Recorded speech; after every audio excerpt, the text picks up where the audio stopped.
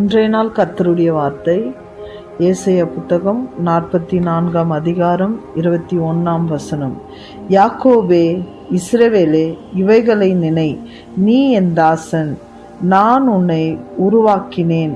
நீ என் தாசன், இஸ்ரவேலே, நீ என்னால் மறக்கப்படுவதில்லை.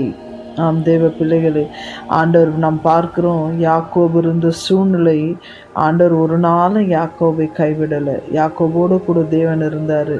யாக்கோபு வனாந்திரத்தில் இருக்கும் பொழுது தேவன் யாக்கோபோடு இருந்தார். இரவு நேரத்தில் தூங்கி கொண்டு இருக்கும் பொழுதும் வானத்திற்கும் பூமிக்கும் ஏணிப்படியை வைத்து தூதன் யாக்கோபோடு கூட பேசினதை நாம் பார்க்கிறோம். தேவ பிள்ளைகளை, ஒரு நாளும் எந்த சூழ்நிலையிலும் யாக்கோபை தேவன் மறந்து போகவில்லை.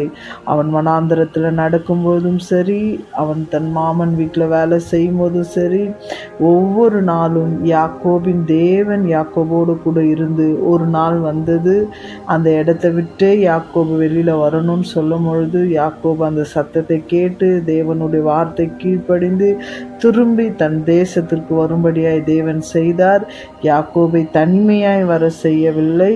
யாக்கோபோடு கூட இருந்து அவர் இரட்டத்தினையான ஆசீர்வாதத்தோடு யாக்கோபை கொண்டு வந்தார். தேவ பிள்ளைகளே, உங்களோடு கூட கர்த்தர் இருந்து எல்லா சூழ்நிலையிலும் உங்களை விடுவித்து இன்றைய நாளுக்கு வேண்டிய ஆசீர்வாதங்களை உங்களுக்கு தந்து இரட்டத்தினையான பலனை உங்கள் மேலும் உங்கள் சந்ததியின் மேலும் அவர் வைக்க ஆசையாக இருக்கிறார்.